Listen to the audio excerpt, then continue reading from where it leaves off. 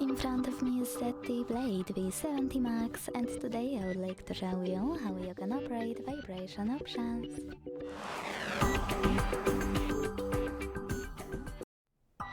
Begin by opening settings and scrolling down to tap on sound and vibration.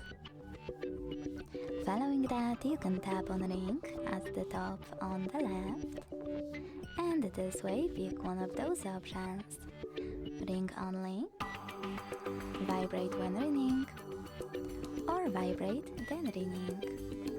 You can also click on vibrate right next to ring to mute your device completely, leaving only vibrations.